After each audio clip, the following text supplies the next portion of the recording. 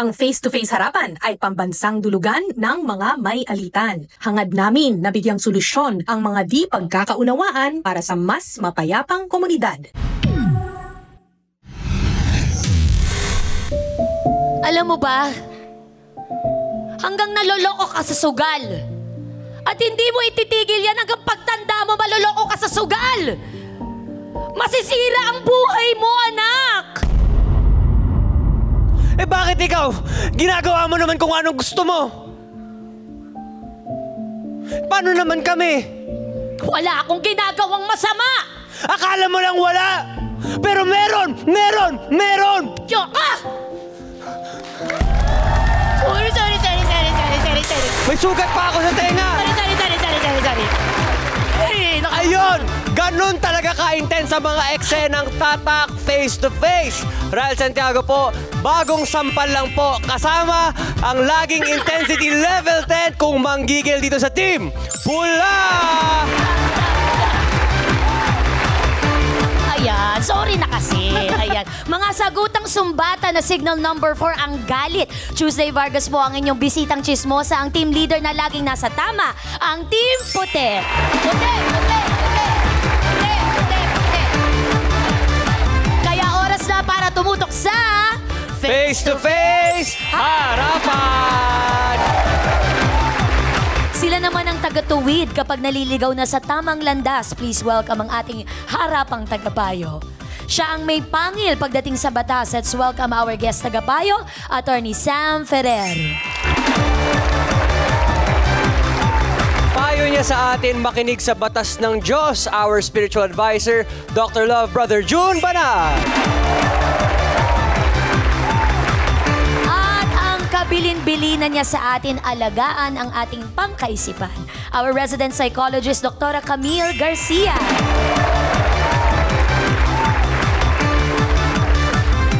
Siya naman ang mabilis umaksyon sa mga problemang pambarangay. Papakinggan niya ang bawat panig para patas ang labanan. Narito na ang nag-iisang Corina Sanchez Rojas! Ate Corin! Ate Corin! Ate Corin!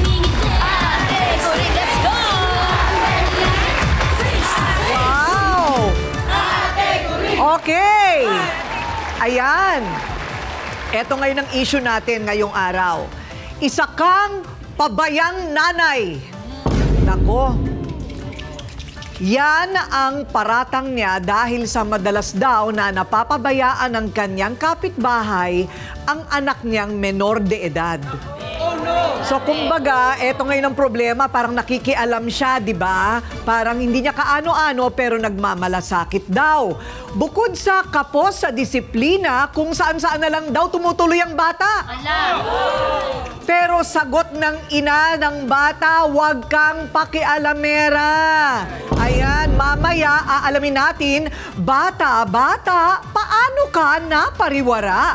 Hoy, Liek, ayusin mo pag-aalaga mo sa anak mo na hindi ka pagsabihan na pabayang ina. Sina Weng at Liit ay dalawang ina na may magkaibang paraan ng pag-aalaga sa mga anak.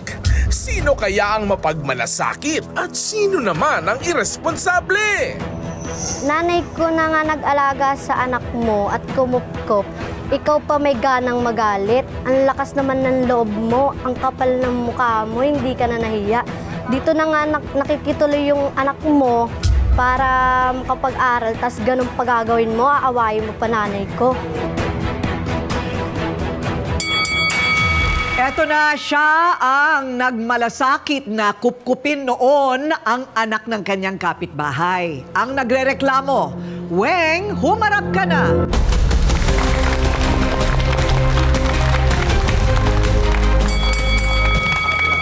Okay din naman na magkaroon ka ng kapitbahay na nagmamalasakit sa mga anak mo, no? Lalo na kung wala kang panahon, parati kang wala sa bahay. Pero yun na nga, pagka nagka-personalan, tatawagin ka talagang pakialamera. Wala kang sarili mong anak, Weng? Meron po. Ilan? 8 po ang anak ko. 8? Opo. Wow. Ang sipag. Okay. Tapos, bakit naman naging 8? Siguro naman tapos na. Sa una po, byuda ako. Pangalawa, byuda. Sa pangatlo, buhay po. Buhay naman. kasama mo ngayon? Opo. Okay. Bakit naman namamatay ang mga asawa mo? Yung una ko po kasi babaero. Yung una, babae. Nakakamatay na pala yun. Nakamamatay ang pagiging babaero. Tandaan. Itong pangatlo, ganun din ba? Hindi po. Bali, ito good boy po. To pintor po to eh. Pinto. Akala ko pulis na yung Mabuti naman. O, so ngayon, nakawalo. Ang pinakamaliit, ilang taon? Bali, ano po, 14 po. 14. Okay. So, ano ngayon ang problema? Yung kapitbahay mo, may mga anak din. Opo. O, tapos? Ano po siya? May dalawa po siyang anak. Ngayon po yung kapi po, inadapt ko muna. Kumbaga, naawa po kasi ako kasi kaibigan po siya nung 14 anyos kong anak. Ngayon po, nalalaman ko na papariwara yung kung saan-saan po nakikitulog. Inaawa naman po kasi puro babae rin po kasi ang anak ko. Mamaya po, ma-rape po ba? Dahil na tuto po siyang minom, yosi. Yan lang po naging ano niya. Sabi ko sa kanya, kung gusto mo, sa akin ka tumira. Okay. Pero mag-aaral ka. Ay, Sabi niya, opo, Mangwing, mag-aaral po ako. Aba? Pinag-aral mo pa? Ganun po ginagawa ko po sa kanya. Binibigyan ko po siya ng baon. Pag wala po akong may bigay, pumunta sa nanay niya. Sabi ko po, sabi niya, Ma, punta ako sa mama ko, hingi ako ng baon ko. Sige, punta ka. Pero babalik ka kagad sa akin kasi pang umaga siya, mami. Oh. Sa Maynila pa nag-aaral yung bata. Wow. O, namamasahe pa? Opo. Saan kayo nakatira? Bali po sa may kalinisan po, sa may batasan po. Ay, malayo. Ano? Opo. Ilang sakay yun? Bali, isang sakay lang po siya. Isang sakay lang? Opo. O, so, nag-aaral naman? Opo. Okay, pero... Ibinalik ko nga po sa nanay niya. Kasi po, yung usapan namin na hindi na siya tagala, ginawa niya pa rin po sa akin yun. Ayun. Umuwi po ng alas 12 ng gabi. 2 beses niya po ginawa, kaya natakot po ako. Mamaya, Mari, masisi ako ng magulang. Total buhay pa naman yung nanay niya, ibalik na lang kita. Pumayag naman yung nanay, yung kapitbahay mo. Pumayag naman po, na ibalik ko yung anak niya. Ilan ba ang anak niya? 2 lang pong anak niya. Aba, spoiled. Spoiled siya. Di ba? 2 lang anak niya, ikaw 8, kinupkup mo pa yung isa. Opo. At pumayag naman siya. Opo. Wala ba siyang trabaho? Meron po. Ay, ewan lang ha. Kayo, ano ang pinagkukunan ninyo ng hanap Bali, buhay? bahay lang po talaga ako. Saan ka nakakakuha ng pambaon Yung mo? asawa ko po, kasi po medyo maganda-ganda po yung sahod niya, stay in po siya, kailangan ko lang po ng kasama sa bahay po talaga. Ayun, okay. So, ano ang pinaka-grabing nangyari dito sa anak niya? Yung ano po, yung umuwi po ng alauna, alas 12 ng gabi. Okay. So, ninervyos ka na dahil sa Opo. pananagutan mo. Opo, lalo na po uso po yung diudukot. Oo. Dun po Attorney, ito bang ganito? Halimbawa, nasa poder niya yung bata, ano? Tapos may nangyari. Sino ang hahabulin ng batas doon? Yun nga lang ang problema natin dyan, no? Kapag nasa kustodiya mo pa yung bata, posibleng ikaw pa yung managot. Pero syempre, titignan po ng batas na ang nanay ay may pananagutan for neglect. Actually, pwede pong alisin ng korte ang parental authority or custody ng isang bata sa kanyang nanay on the grounds of neglect o pagpapabay. Correct. Kasi wala naman silang kasulatan eh. Yes po. Wala silang kasulatan, remanding custody to her, wala. Wala namang ganun, di ba? Ayun. Opo, wala. So, mapupunta pa rin dun sa nanay yung sisi. Yes po. At kayong dalawa nung nanay ang mag-aaway. Sigurado yun. Pag may nangyari sa bata. Hindi ba? So, ngayon, bakit mo naman nasabing napapabayaan yung bata? Kasi ma'am, kung saan sa nakikitulog, ma'am eh. Tapos, pag pumunta sa kanya, hingi ng baon, nakainom siya, aawain niya, anak niya, palalayasin niya. Para pinagkatabuyan niya yung bata, ganun. Ano pinag-aawayan? Pinagkatabuyan niya, sabi niya, wala akong pera, bumalik ka doon ka, wala akong mabibigay sa'yo. Meron daw ka live-in partner. Meron po. Doon niya binubuhos yung pera niya, kinikita sa pagmamanicure. Manicurista. May kinikita naman pala. May kabuhayan. Okay, eto na ha. Yan ang panig ni Weng. Eto naman po ang panig ng inirereklamo. Siya ang nanay na ginagawa daw niya ang lahat para maitaguyod lang ang kanyang mga anak. Eto na. Liit. Humarap ka na.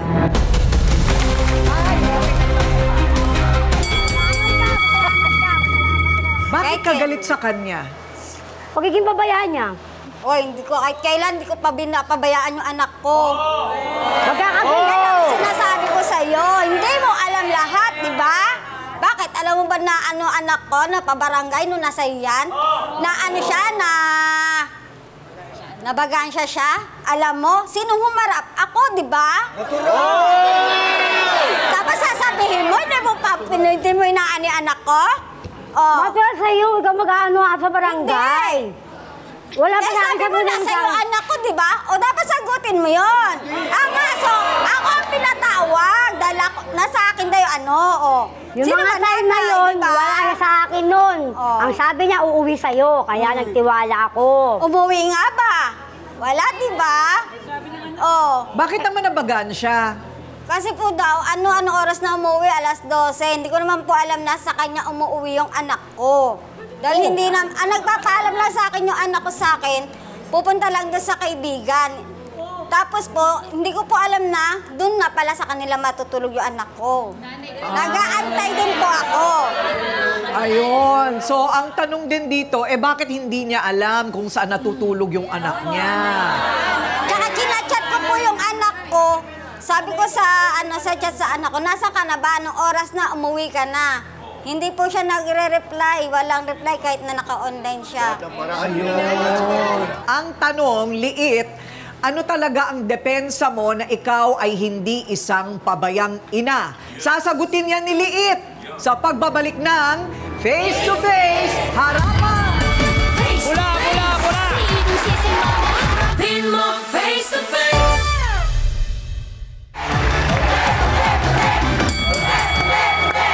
So, ang tanong natin ngayon kay Liit, ito po ay kaso ng magkapitbahay na pinagsasabihan daw itong isang si Liit na pabayang ina. Okay. So, ano yung pinakadepensa mo? Kasi sinasabi nga, ikaw ay pabaya kung saan-saan natutulog ang anak mo, tapos mabisyo, umiinom, naninigarilyo, 15 anyos pa lang yan, 15 years old. Ayan. So, ano ang depensa mo doon? Hindi ko po alam na ganun po ang gawain ng anak ko na may inom, nagsisigarilyo. Hindi ko po alam yun. Nalaman ko na lang po sa mga tropa niya. Kaya po nung time na pinagsabihan ko po siya. Kinakausap ko po siya na masinsinan, bakit mo ginagawa yung ganun? Okay. Hindi naman dapat gawin yun kasi tignan mo yung tsura mo, bata ka pa, mamaya mahuli ka dyan. Ewan ko lang sa'yo, pati talaga ako damay sa mga ginagawa mo.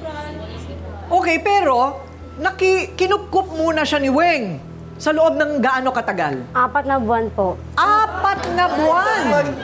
So, paano namang hindi mo alam na kinaweng siya? Hindi ko po alam kasi minsan sa akin natutulog yan Gabi, umuwi yan. Nandun, magkatabi pa kami ng anak ko. Tapos minsan mawawala na naman siya, mga ilang araw. Pabalik-balik, ganun lang po ang gawain niya sa bahay namin.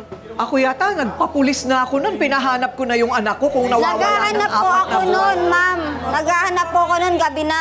Ang kaso, kahit saan po mga bahay ng barkada niya, wala po dun Oo? Anong tingin mo? Ako na may anak na ganyan din at pinagdaanan ko rin yung teenage years, hindi aabot dapat sa ganyan. 10 minuto nga lang na kunyari nasa mall, hindi mo mamataan. Panic mode na agad Hindi po kasi nagpapaalam po siya sa akin, may oras siya.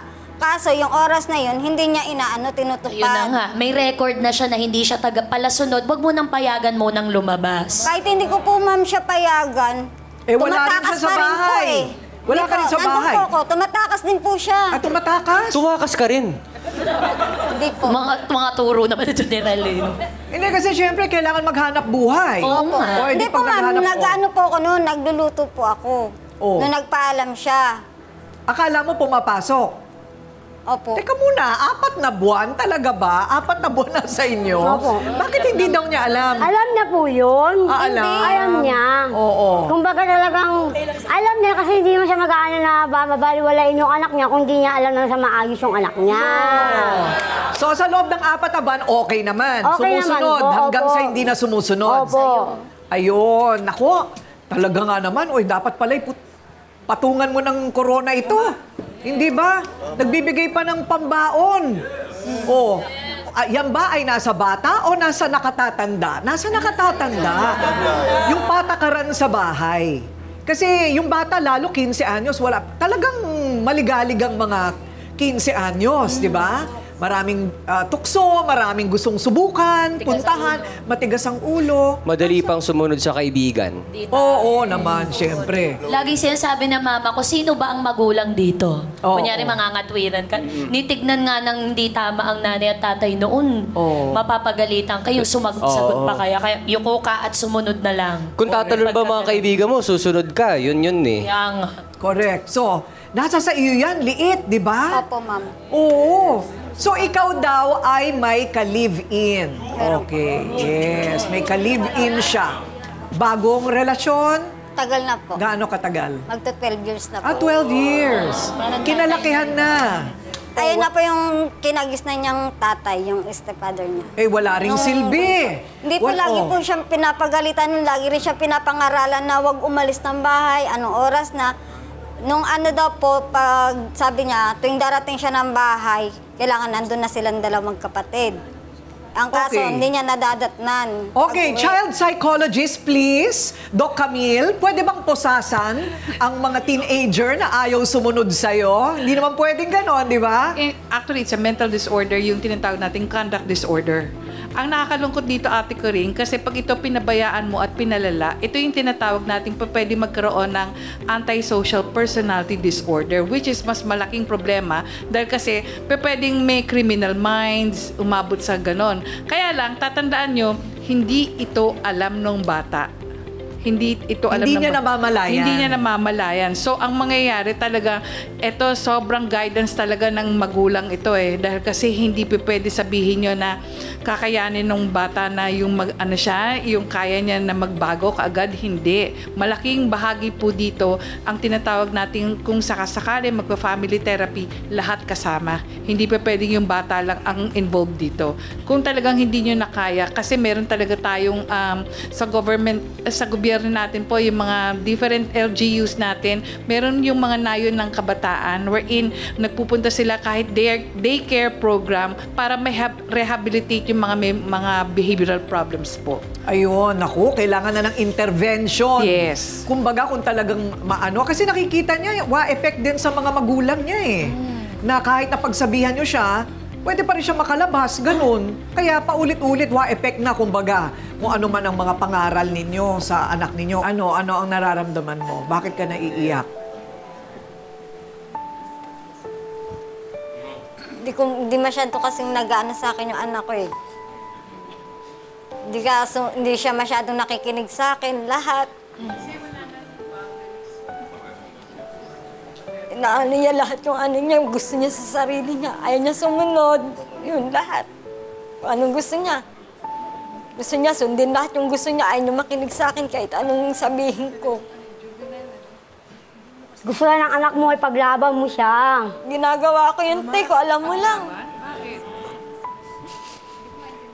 Ate Liit, nung teenager ang anak ko, sabi sa amin ng aming therapist, children will do better when they can. Hindi if they can, hindi when. It's a matter of time. Ibig sabihin, lahat ng bata, gusto nilang mapabuti din sila. Sino bang bata ang gustong makitulog sa bahay ng di niya kilala?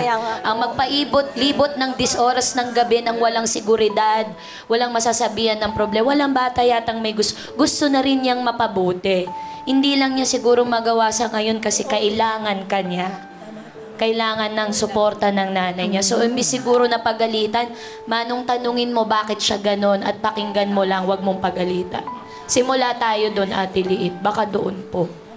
Okay, bumubuhos na po ang luha dito po sa ating studio dahil po sa, naku, itong mga anak talaga, pag anak na ang pinag-usapan, talagang tagos sa dibdib ang mga issue, hindi po ba? Pero eto pag-usapan na natin, talaga bang pabayang ina si Liit? Kailangan natin talagang matuldukan yan, Liit, para may pagbabago sa dulo.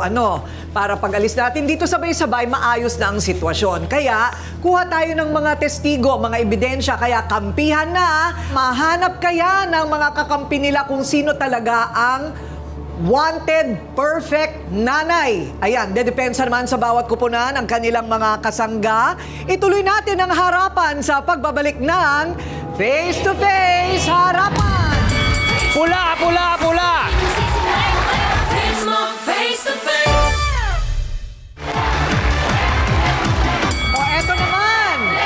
Kinampihan na. Siya naman ang nakakaalam ng hinanakit ni Kapi. Yun po yung pangalan ng anak ni Liit. At ito naman po ang kanyang bersyon. Okay, yung hinanakit nung bata mismo. Mary, humarap ka na.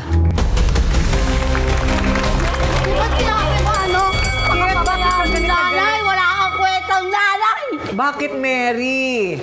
Alam mo ba sinasabi sa akin na anak mo? Kung gaano ka kawalang kwentang nanay? Ha? Pinapabayaan mo atin kami! Nasa salansangan! Nagpapaalam nga siya sa akin eh. Hindi ko pinupag yan! Nangihingi sa'yo ng pangkain na anong ginagawa mo! Hindi ko Pinapabayaan mo! Pinalalayas mo! Wala kang kwenta! Hindi ko kinugutoman ako. Humihingi yan sa akin. Anak mo. Mary, bakit ka naiiyak habang kinikwento mo yan at Dahil nangingita ka? nagpapakita yung anak niya, pag pinapalo, di ba, siyempre magkaano siya. Sabi ko naman, bilang ate niya, nasasaktan ako sa ginagawa ng nanay niya. Kasi sa akin, di ko naranasan sa nanay ko yun. Hindi ko talaga, tapos gaganunin mo lang. Hindi ko sinasaktan ng anak ko tsaka ginugutom. Dahil may kinikita ako Kasi kung araw-araw. di mo yung sinasaktan at ginugutom, Layas lang hindi talaga magre-rebelde siya. yun! Layas lang talaga yung anak ko. So talagang, ko. Mary, may malasakit ka kay Kapi, no? Opo, Siguro opo. minahal na rin ng mga anak mo yung bata. Kasi 4 na buwan sa inyo. Opo, alam niya yun. Nasa amin yun. Nagsasabi ako dyan. Nagsasabi ako sa'yo. Huwag kang sinungaling. Ba't umuwi rin naman sa akin yung anak ko ah? Siyempre, inaano ni Mama, magpakita ka sa magulang mo. Buti nga sa gaganon pa ng nanay ko kahit wala kang kwentang inay. Araw-araw din umuwi sa akin yung anak ko. Gabi lang talaga. Hindi siya umuwi sa akin. Hindi ko na maalam na sa inyo pala tumutuloy yun. Alam mo. Chinachat ko ang anak mo. Ano ang napagmamasdan mo kay Kapi? Ano siya, Mami, kaya nagaganon, Ma'am. Kasi yung parang na, ano siya, yung nag-rebelde siya. Siyempre, yung nanay niya, ganon, nagiinom, papaluin siya. Ganun sinasabi niya sa akin, Mami. Pag-iinom si Mama, papaluin lang ako, palalayasin pa ako, di pa ako papakainin. Tama ba yun, Ma'am? Hindi totoo yun. So nakikita mo siya, may mga latay na siya. May mga latay Hindi na naman, napalo. ewan ko kung talaga si nanay niya, siyempre, napapabarkada rin siya eh. Ano rin, siyempre. Pero sabi niya, minsan daw naanoan siya ng mama niya, nahalata yung pag pinapalo nga. Kasi mas pinipili ng nanay niya yung kinakasama nito na hindi naman talaga tatay noon. Mahiyaw. So yun ang mga inirereklamo ni Kapi, yung napapagalitan siya parate at saka pinapalo, ganun. Lasing daw po yung mama niya. Bakit ayaw niya ba magtataka ka, di ba, Brother June? Bakit ayaw ni Kapi sa bahay? Ang tao, mapananatili mo sa isang lugar pag masaya siya doon. Pag wala siyang nararamdaman na pagmamahal doon sa bahay niya, lalaya siya, pupunta yan sa labas ng bahay, makikipaglaro sa mga kalaro niya, no? Gusto kong paniwalaan, mahal mo yung anak mo, no? Pero may kasabihan ng matatanda. Pakita mo sa akin ng bunga, sasabihin ko sa iyo kung anong puno. Now, kumbinsihin mo ako lang, wag yung dalawang kasama ko. Kumbinsihin mo ako na papaniwalain mo ko na mahal mo ang anak mo. Ibinigay ng Diyos yan sa atin. Makinig ka sa akin. Binigay sa atin ng Diyos ang anak mong yan. Inaasahan niya na palalakihin mo yan ng may takot at paggalang sa Diyos. Tanong, sa bahay mo, baka hindi nakakadama ng pag-ibig ang anak mo, kaya lumalabas. Ang dami ko pang sasabihin sa'yo, malayo ka lang sa akin eh. Baka after the show, magkwentuhan tayo. Pero anak, walang nararamdamang pag-ibig ang anak mo sa bahay. Ikaw ang may pagkukulang sa anak mo. Amen. Ayan. Okay. O, depensa naman, hindi daw pabayang ina si Liit at siya ang magpapatunay. Nangangayayat na nga daw ang kaibigan dahil sa kakaintindi sa mga anak. O, sige nga, tingnan natin. Tak, humarap ka na. Mga salbahe kayo. Ay! Mga salbahe kayo. Mga salita ninyo, mga hindi katotohanan. Di ba kayo naaawa dito? Lahat ng mga kinukwento nyo, mali. Lahat tama. Gusto nyo paniwalaan? Tingnan nyo ang itsura nito. Nagpe-pedicure, nagmamanicure kahit gabi. Tapos kumapanghusga kayo sa kanya. Ganyan na lang. Huwag niyo siyang husgahan. Huwag niyo siyang tignan yung mga nanay rin tayo lahat. Hindi kayo naaawa sa kanya. Nakikita niyo lang yung maling pagkakamali niya, isang pagkakamali niya. Pero hindi niyo nakita yung mga ginawa niya rin sa inyo dati. Ano naman ang mga ginawa niya? Ma'am, kasi ito, yung nito, 3 taon ko na po siyang kaibigan. Nagmamanicure, pedicure to. Mabuhay lang yung 2 anak niya. Tapos nakisama siya dun sa ka-live-in partner niya, ma'am. Tapos ganyan, napunta sa kanila yung anak. Tapos ayan, hindi ko alam na nag-away-away na sila. So bakit ka apektado? Kasi kaibigan mo siya? Yes, ma'am, kaibigan ko siya. So nakikita mo yung araw-araw niyang pagtatrabaho, araw-gabi, manicure. Nagpapadala ka rin syempre ng sustento sa Maynila para dun sa isa mong anak. Ayun. Kako nga, baka kakatrabaho, syempre, hindi rin natututukan yung bata. Anong gagawin natin? Kasi meron pang kwento na hindi napapakain, ano? Ano ba yung hindi napapakain? Walang ulam? Yung nakasama niya ngayon, takot na takot doon yung bata. Ayaw talaga umuwi. Takot yung bata doon sa kinakasama. Pero 12 years na eh. Bakit siya natatakot kung 12 years na nagsasama? Lagi siyang pinapagalitan. Pag wala yung mama niya, pinapaalis siya. Hindi. Nandun ako lagi. Pinapalayas daw siya. Magkasama kami pag umuwi kami sa bahay. Mamaya tatanungin natin si attorney tungkol dun sa pagpananakit ng anak, ha? Kasi yan ay alam kong bawal na bawal sa batas yan. Sa barangay hanggang umabot tayong Supreme Court, bawal talaga ang manakit ng bata. Oo. So alamin natin kung ano ang alin at kung kayo'y magkakasundo pagkatapos natin malamin yung mga opinion nitong mga sawsawero at sawsawerang ito kanina pa maiingay. Nagsimula sa hating gabi pag-uwi ni Kapi hanggang sa mapulaan na pabayang ina si Liit. Nagmalasakit lang naman si Weng para kay Kapi. Tunghayan natin ang mga komentong palawan dito sa ating mga harapang tagapayo sa pagbabalik ng Face to Face Hanapan. Pula! Face to face.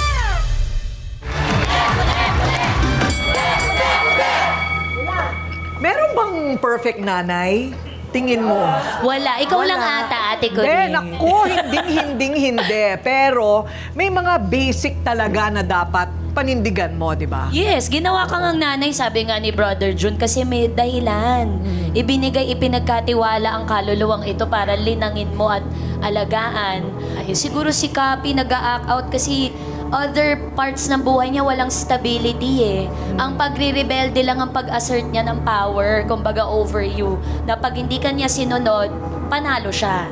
Yun lang yung time na nabibigyan mo siya ng atensyon at pansin kasi ang pagre-rebelde act ng pagpapapansin. Tingnan mo ko, mama, ito na nangyayari sa akin, oh. So hindi pagiging perfect na nanay siguro ang hinihingi sa'yo. Kahit konting pagtingin kung manggagaling sa iyo. Yun ang mahalaga, Liit. Tama, kasi susuklian lang ng mga bata yung binibigay ng mga magulang. Parang ako, 26 na ako, pinapalayas na ako, ayoko umalis. Doon ka lang. Doon lang ako. Sabi ko, hindi. Hanggat sa kaya, hanggat sa okay naman tayo lahat, ba't ako alis? Diba? Happy naman tayo sa bahay. Ang buhay maiksi. Ayoko maging tulad ng ibang mga kaibigan na umalis ng bahay, tas nawala yung magulang, tas magsisisi na sana nagkaroon pa ako ng panahon kasama magulang ko. Kasi gusto ko silang alagaan. Gusto ko silang sulitin habang nandito pa tayo lahat sa mundo. Sa tansya ko marami nakaka-relate dito, ano? Kasi lahat tayo, kahit paano may pagkukulang sa mga anak, pero iba na yung nananakit. Iba yon. Tsaka medyo 2.0 yung sitwasyon ninyo. 4 na buwan nawawala na hindi mo alam kung nasaan. Okay, mula dito, ano naman ang mga opinyones? Ayan, unahin ko na yung akin, Raila, kasi si Kuya, yung buhok niya, papalitan pa namin ng kulay mamaya. May appointment kami. Kuya, anong masasabi mo dito? Para sa akin, ate, no, magpasalamat ka na lang sa kanya, no? Kasi sa totoo lang, kung sino pa yung ibang tao, yung pa yung mismo nag-alaga doon sa anak mo ng 4 na buwan, tama ba yun? Sa totoo lang, ate, hahanapin mo yung anak mo ng 4 na buwan. Aso nga, hinahanap yung anak pa kaya. Okay, Ryle. Para sa akin, Ate Weng, hindi naging pabaya si Ate Liit. Kaya lang naman nagbago ang ugali ng bata kasi sinusulsulan mo. Porque kinabit no, inupinupkop nung isang hindi na makakilala nung anak niya, sinusulsulan agad. Hindi naman sa ganon. Kinupkup naman, di ba? Inalagaan, pinakain, nang walang anuman kapalit na hini-hini. Yun na nga kinupkup niya nga. Dapat alam na pala niya nagkakaaway na yung dalawang mag-ina, dapat kinausap niya para magkaayos sila. Hindi yung, di ba? Okay, alam mo, magsitigil na kayo, ha? Hindi kayo ang starring dito, ha? Hindi kayo. Eto, ayun ang mga eksperto, makinig tayong lahat. Okay, sige.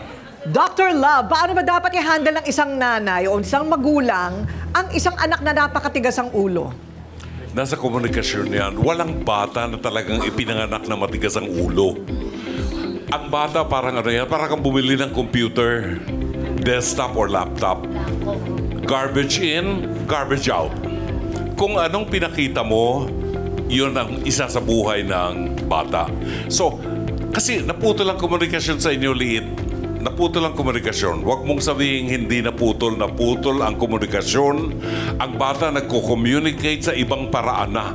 Nag-rebelde na siya, sabi ni Tuesday. No? So, aminin na natin kung mayroon tayong pagkukulang, doon tayo magsisimula ng pagbabago.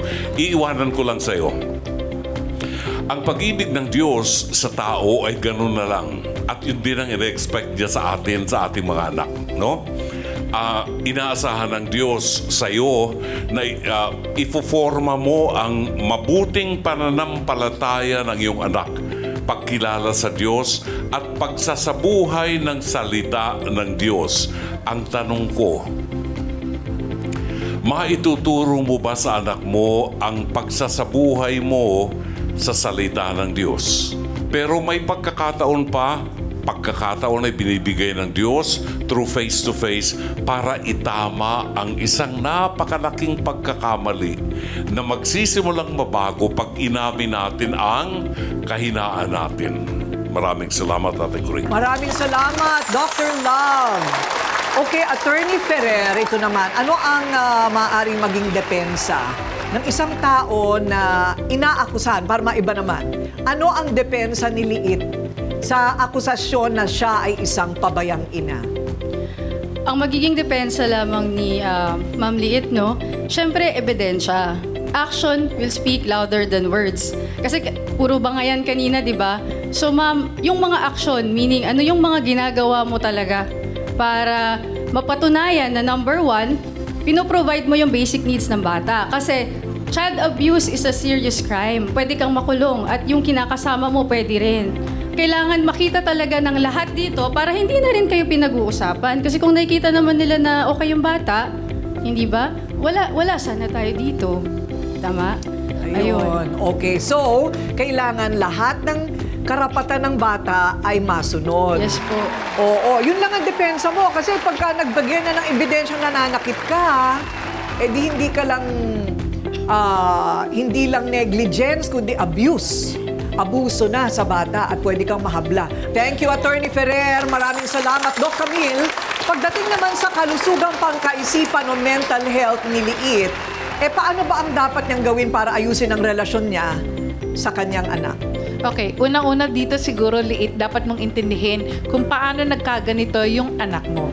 Usually po, yung dynamics ng tinatawag nating conduct disorder, nagsisimula yan dahil kasi habang pinalalaki niyo, dahil kasi sabi niyo 15 years old. So 3 years old yan, nakakaintindi na. Baka nung panahon na yon ay talagang nakaranas siya ng takot. Hindi lang sa iyo, baka dun sa kinakasama mo. Umpisa pa lang, meron na. Ang problema, dinideny mo yon. Parang sasabihin mo, hindi totoo yan. Napapansin namin dito yung tinatawag nating codependence mo dun sa kinakasama mo. Parang lahat ng, pangit sabihin pero alam mo, parang mamamatay kapag mawala yung kinakasama mo kaysa mawala yung anak mo. Nakakalungkot isipin yun. Nakakalungkot isipin na gano'n ang mangyayari. So sana maagapan dahil alam nyo, walang bata na nakaranas ng ganito ang sasabihin nating lalaki ng barumbado or yung talagang kriminal kung hindi pa magkakaroon ng pagkakataon na ayusin ng magulang ang pakikitungo sa anak. So sana liit ha, tignan mo maigi, makakatulong ka dito. Kung kinakailangan ng family therapy, hindi pa pwede ang family therapy yung si Kapi lang ang pupunta. Dapat kasama ka rin, pati yung kinakasama mo. Yun lang po.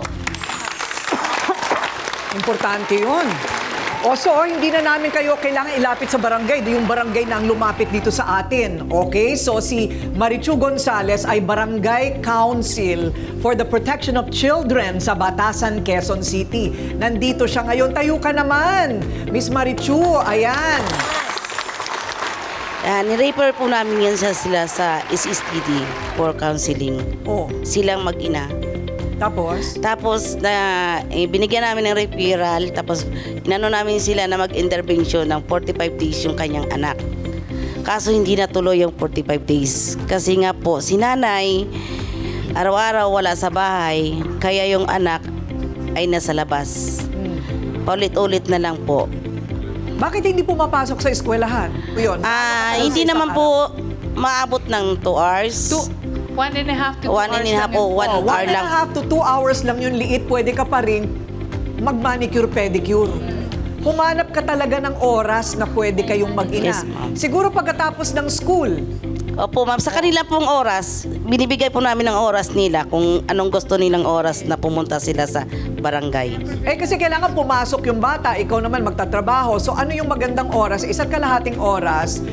At di ba kami nang bahala sa pamasahin nyo? Kasi may pamasahe yan eh. Baka kaya ayaw pumunta, walang pamasahe. Di ba? O so kung yun lang, kami nang bahala doon para lang mag-intervene. Kailangan lang po talaga ng gabay ni nanay. Oo. O, ayan na ha. Lahat na ng sagot sa problema mo, ayan na. Okay, salamat Thank you po, Ma'am Marichu. Thank you po. Thank you very much. So, tanong, nahimasmasa na kaya ang ating mga bisita? Tumagos kaya sa kanilang mga kaluluwa at puso ang pangaral ng ating harapang tagapayo? Magkaayos kaya ang dalawang magkapitbahay? At higit sa lahat, mangangako ba si Liit na magkakaayusan na sila ng kanyang anak? Alamin natin sa pagbabalik ng Face to Face, Harapan. Pula, pula, pula! Face to face.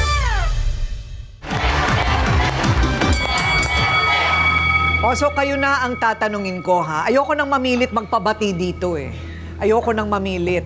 So dapat kusa na lang kayo na magkakasundo. So ang tanong ngayon, kayo ba ay magkakasundo na dito sa mga napag-usapan natin dito?